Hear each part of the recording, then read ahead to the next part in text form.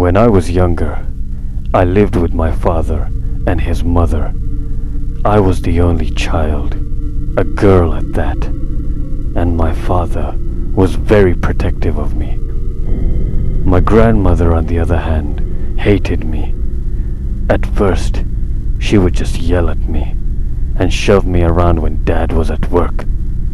It escalated quickly after he started working longer hours to make ends meet. I rarely saw my father at that point. For 4 years, she did things I can't even bring myself to really think about, nor enough to write it. For those 4 years, I prayed, and prayed for release. I prayed and wished for her to die. To God, to whoever would listen.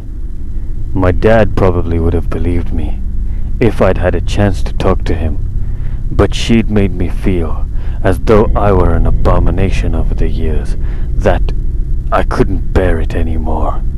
After she killed my kitten and made me bury it, at the age of 13, I attempted suicide by hanging myself inside my closet.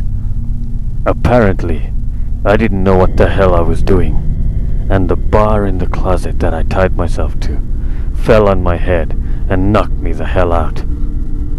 I pulled myself up and headed to sneak into the bathroom without the monster scum to catch me and give me another beating. As I left my bedroom, I caught a whiff of something very rancid, like vomit, burning flesh, and blood mixed together, warm.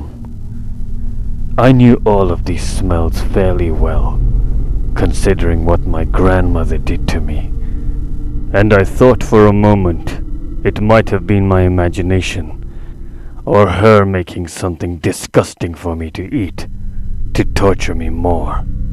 While I recognized the separate smells in a way, I'd never smelled something like this.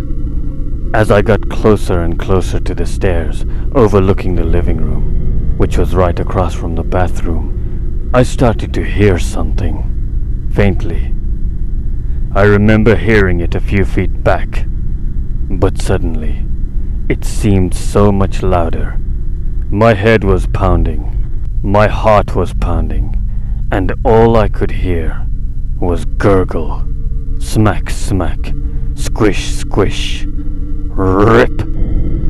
The mere idea of peeking over the stairs and into the living room was suddenly so profoundly frightening that I almost just went back into my bedroom. But strangely enough, it was amazingly easy to just do it anyway. What I saw in the living room will never leave me for as long as I live, in more than one sense. My grandmother was lying on the ground. There was someone wearing black, kneeling over her. They were both covered in blood. The person's head was moving rhythmically over its hands, which held what I then realized was some organ in her body. The person didn't look up, and I was scared silent. There was so much blood. So much blood. The sound of gnawing, the smacking mouth, the snapping of her organs as they were ripped from my grandmother's body, what was left of it. The brutally grotesque sight of her chest cavity having been torn open, of her body being consumed little by little, filled me with terror I had never known before. I didn't know what to do. It ate her body slowly, seeming to enjoy every bite it took, its body swaying and moving so unnaturally that I couldn't even think it was human. I couldn't stop watching. I couldn't run away. The sheer terror of it choked the scream I would have let out. It stopped. I stopped. It looked up at me after what seemed an eternity, releasing the contents of its mouth, gory pieces and blood, some brown at that point, covered most of its face. What I could see of the face, it seemed to be male, very pale in patches. Where eyes were supposed to be were black pits, pits that seemed to dilate, expand, and retract. He had no lips, but his mouth twitched, like some kind of hologram, going in and out, slowly smiling, the smile expanding beyond normal human ability. I vomited and fainted. I woke up. My father was home and worrying over me.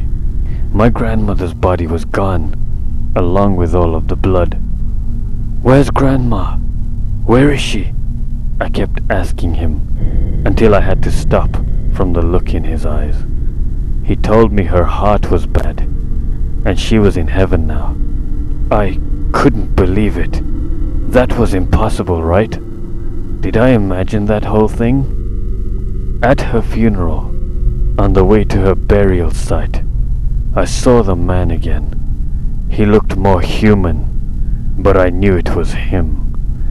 I remembered that smile. That day, I smiled back. I still have dreams about that man. Sometimes I think I see him in public.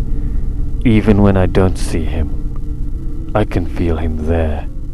He's always there, watching me.